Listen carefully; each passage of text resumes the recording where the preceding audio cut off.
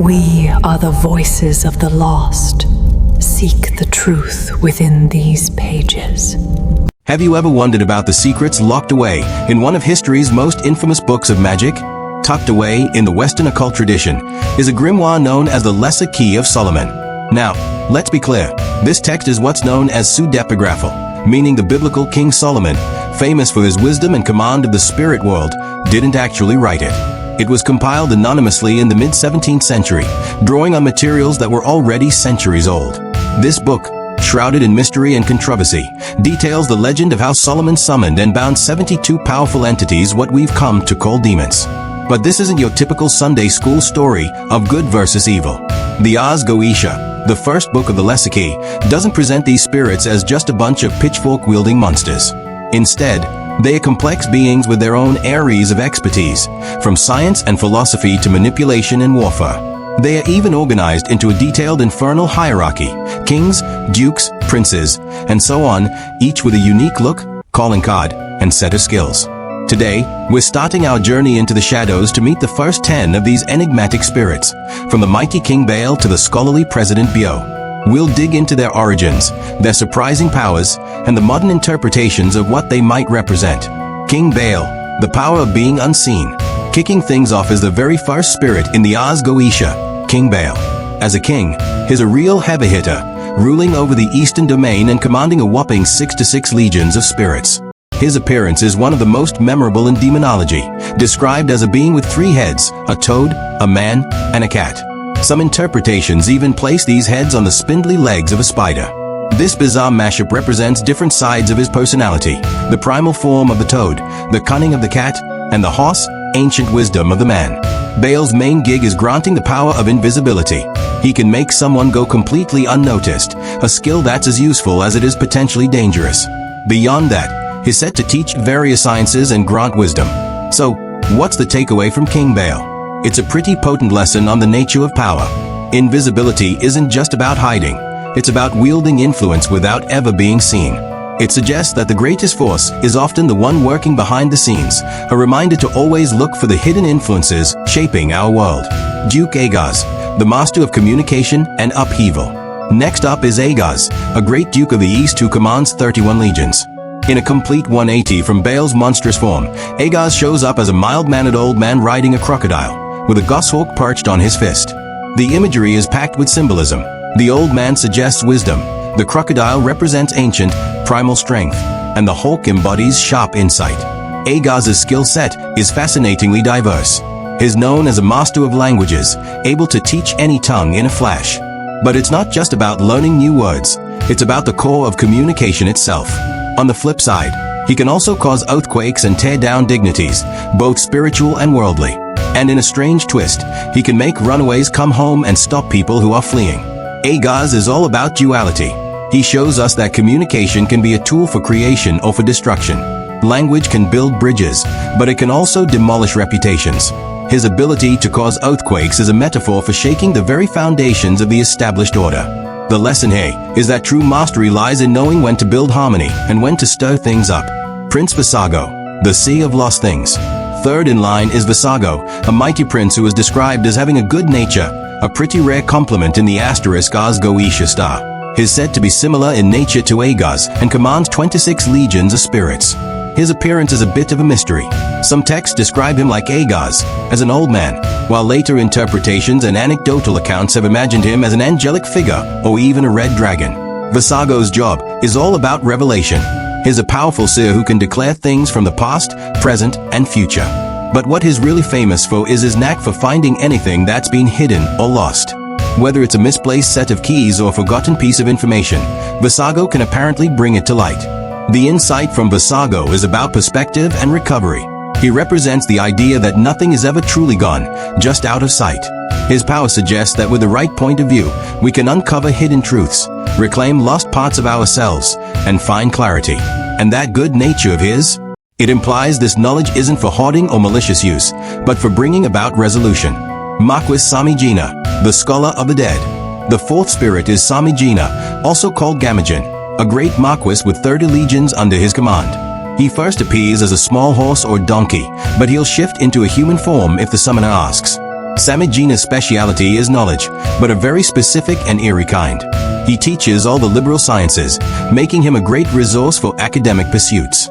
But his most famous and unsettling power is giving updates on the souls of those who died in sin. He can essentially bridge the gap between the living and the dead, at least for a chat. The lesson from Samigina is about accountability and the pursuit of knowledge, even into forbidden places. He's a walking, talking reminder that actions might have consequences that last. His dual role as a science teacher and a medium for the dead suggests that true wisdom comes from understanding both the physical world and the spiritual one, and respecting the line between them. President Marbas, the architect of disease and cure. Number 5 is Marbas, the first on our list with the rank of great president, governing 36 legions. Marbas first shows up as a great lion, a classic symbol of power and ferocity, but, like the others, can take on a human shape. This transformation mirrors his nature, the raw power of a lion and the refined intellect of a man. Marbas's domain is the physical body and the world of mechanics. His powers are a perfect example of opposition. He can both cause and cure any disease. This makes him incredibly dangerous, but also potentially invaluable. Beyond medicine, he's a source of great wisdom in the mechanical arts and can answer truthfully about secrets. He's also said to have the odd ability to change the shapes of men. Marbas serves as a stark reminder of the thin line between creation and destruction. Knowledge, especially in fields like engineering and medicine, is ultimately a neutral tool. The same principles that build a bridge can build a weapon. The science that cures can also be used to inflict illness. Marbas embodies the idea that with great power comes even greater responsibility. Duke Baelfar, the patron of thieves. The sixth spirit is Baelfar, a mighty duke who commands 10 legions of demons. He is typically depicted as a lion with the head of a man, or sometimes a donkey. Baelfar's whole deal is theft. He tempts people to steal and helps thieves get along with each other. He is described as a good familiar, but there's a huge catch. His loyalty only lasts until his associates get caught. This implies a partnership built on risk and ending in inevitable betrayal. Once the thieves he helps are captured, his assistance vanishes, leaving them to face the music alone. Baelfar's story is a classic cautionary tale about the temptation of easy shortcuts. He represents the path that looks appealing, but often leads straight to disaster.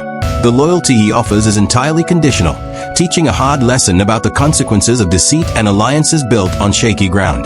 The loot might be tempting, but as Baelfar shows, the price is often far too high. Marquis Amorn, the reconciler of conflicts. Seventh on the list is Amorn, a great marquis described as great in power and most stern. He commands 40 legions of spirits. Amorn's appearance is genuinely terrifying. He arrives as a wolf with a serpent for a tail, vomiting fire. If asked, he'll take on the form of a man with a raven's head and dog's teeth. Despite this frightening exterior, Amorn's primary skills are all about social dynamics. Sure, he can tell you about the past and future, but his main talent is reconciling conflicts between friends and enemies. He can procure love and settle arguments, making him a master of relationships. Amorn teaches a valuable lesson. Don't judge a book by its fiery, wolf-serpent cover. His monstrous look hides a purpose that is essential for social harmony. He symbolizes the difficult, often heated, process of reconciliation.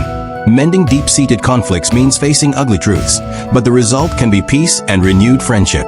Amorn proves that the power to heal relationships is every bit as strong as the power to break them. Duke Barbatos, the voice of nature. The eighth spirit is the great Duke Barbatos, who rules over 30 legions. He tends to appear when the sun is in Sagittarius, sometimes with 4 noble kings and their armies in tow. His name comes from the Latin word barbatus, meaning bearded, hinting at age and wisdom. Modern interpretations often imagine him as a hunter or an archer. Barbatos's domain is the natural world and the secrets hidden within it. His most famous power is giving people the ability to understand the languages of animals, from birdsong to a dog's bark. He also reveals treasures hidden by magic, knows the past and future, and, like Amorn, can reconcile friends and those in power. The lesson from Barbatos is about listening to the world around you. He represents the idea that wisdom isn't just in old books, it's in the whispers of nature itself. By understanding the voices of other creatures, one can forge a deeper connection to the world and its hidden truths. Barbatos teaches that there is profound knowledge waiting for anyone humble enough to pay attention to the non-human world. King Paimon, the master of arts and influence. Ninth is another one of hell's great kings, Paimon. He is described as very obedient to Lucifer and commands an enormous 200 legions of spirits. His entrance is nothing short of a spectacle.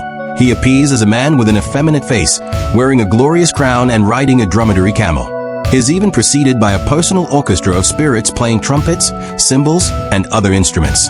King Paimon is a master of knowledge and influence.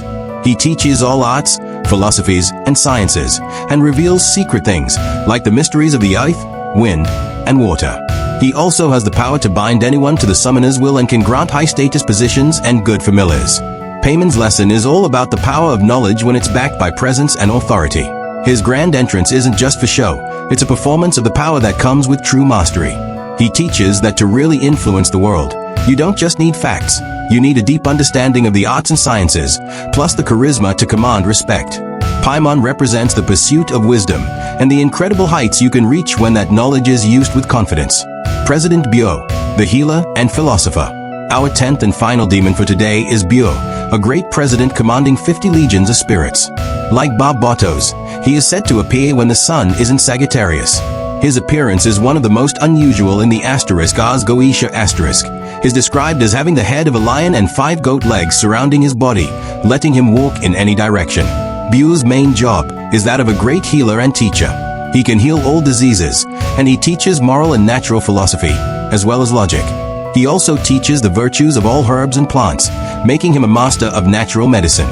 And, on a curious side note, he is said to discourage drunkenness.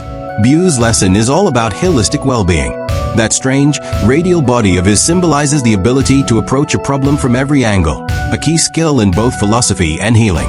He teaches that true health isn't just a lack of sickness, but a balance of mind, body, and spirit. By combining logic, philosophy, and natural medicine, Buer represents an integrated approach to life. He shows us that wisdom and health are two sides of the same coin. We've only just scratched the surface of the lesser key of Solomon. The lessons offered by these first 10 spirits on power, knowledge, morality, and nature are every bit as complex as the beings themselves. If you found this trip into the shadows of history fascinating, be sure to like this video and subscribe to the channel for more dives into forbidden lore. Hit that notification bell so you don't miss our next episode, where we'll tackle demons 11 through 20. And let us know in the comments, which of these first 10 demons do you find the most compelling, and why? From the unseen influence of Bael to the well-rounded healing of Buer, the first 10 demons of the Ars Goetia reveal a world far more nuanced than simple good versus evil. They are reflections of human ambition, our fears, and our unending search for knowledge. They symbolize the dual nature of power, showing that any tool, whether it's language, medicine, or secret wisdom, can be used to build or to break. These ancient spirits, catalogued in the pages of a centuries-old grimoire, continue to remind us that there are profound lessons to be learned from history's most mysterious figures. The shadows, it turns out, hold not just monsters, but mirrors. Thanks for joining us on this exploration. Until next time, stay curious.